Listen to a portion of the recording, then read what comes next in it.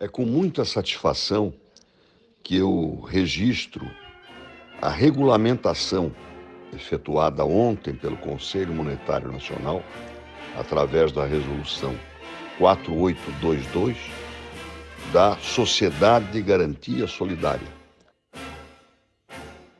E ele vai, né, o micro e pequeno empreendedor vai muitas vezes num banco, ele quer fazer um empréstimo e ele não consegue ter acesso ao empréstimo, ao financiamento, porque ele não tem uma garantia para oferecer. Ele não tem um imóvel, ele não tem um veículo, ele não tem o que ele tem está alienado a algum investimento, algum financiamento anterior. Então, o que a Sociedade de Garantia Solidária é? A forma tradicional do crédito no Brasil é como? É dos bancos para micro e pequenas empresas o crédito, certo?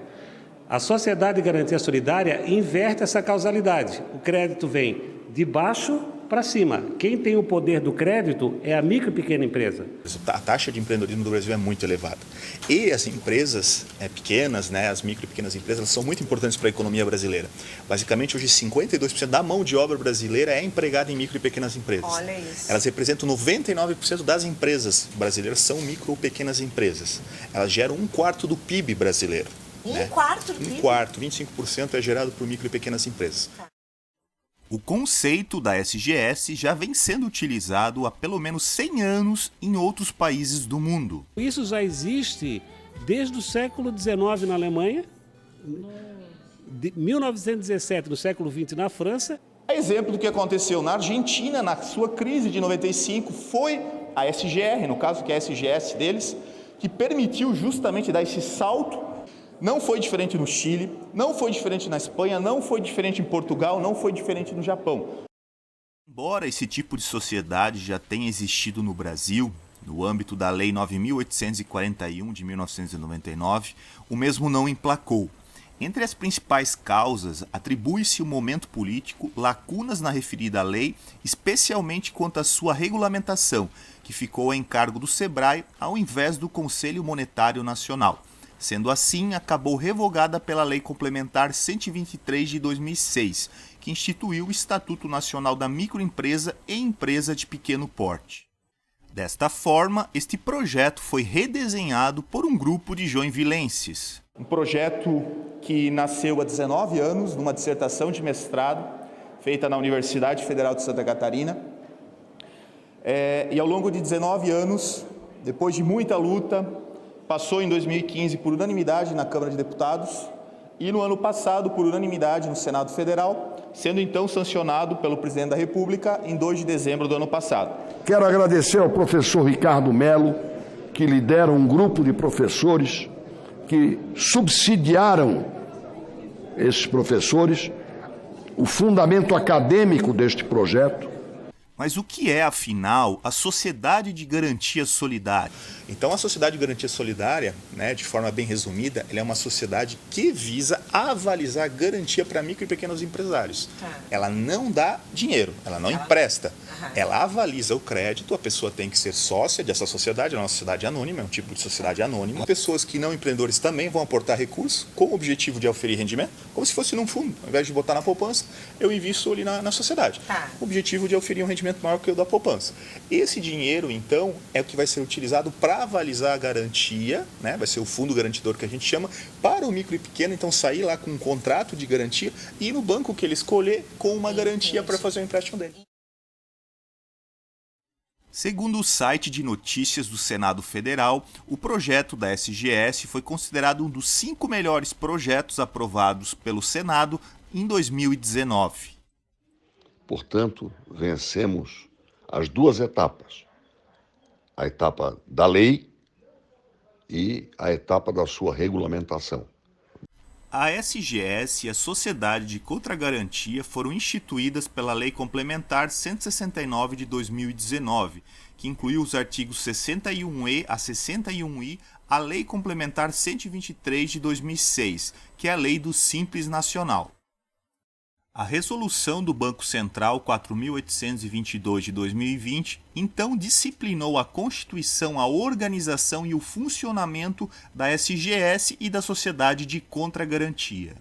Dentre as principais características de uma SGS, destacam-se que Ela é constituída sob a forma de sociedade por ações para a concessão de garantia a seus sócios participantes, observando-se que os atos da SGS serão arquivados no Registro Público de Empresas Mercantis e Atividades Afins.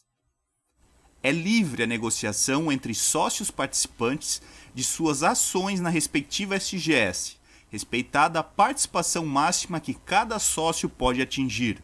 Podem ser admitidos como sócios participantes os pequenos empresários, microempresários e microempreendedores e as pessoas jurídicas constituídas por esses associados. Objetos da SGS: concessão de garantia a seus sócios participantes na realização de operações de crédito para viabilizar atividades produtivas, tendo como parte credora instituições financeiras e entidades autorizadas a operar ou a participar em programas do governo federal, a exemplo do Programa Nacional de Microcrédito Produtivo Orientado. Prestação de assessoria técnica para apoio às atividades produtivas de seus sócios participantes, inclusive para fins de contratação de operações de financiamento dessas atividades. Execução de programas de treinamento em gestão operacional e financeira dos sócios participantes e aplicação de disponibilidades de caixa nos mercados financeiros e de capitais, observadas restrições legais e regulamentares específicas de cada modalidade de aplicação. Capital social. A Sociedade de Garantia Solidária deve observar permanentemente o limite mínimo de capital social integralizado de R$ 200 mil. Controle e participação societária. A Sociedade de Garantia Solidária somente pode participar do capital de sociedades de contragarantia e entidades de representação institucional, de cooperação técnica ou de fins educacionais. Um mesmo sócio participante não poderá ser titular de mais de 10% do capital social da Sociedade de Garantia Solidária. Exemplo prático. Um micro ou pequeno empreendedor, necessitando de um empréstimo e sem possibilidade de fornecimento de garantia, pode procurar uma sociedade de garantia solidária e se tornar cotista da mesma. Neste exemplo aqui, temos 100 empreendedores, cada um com uma cota de aproximadamente 2 mil, o que daria um total de capital social de 200 mil. Neste caso, só com esse recurso, cada um teria aproximadamente 1% do capital social. Os sócios investidores ou sócios patrocinadores também comprarão cotas, mas com o objetivo de oferir rendimentos, uma vez que esses recursos serão aplicados em fontes que possibilitarão boa rentabilidade.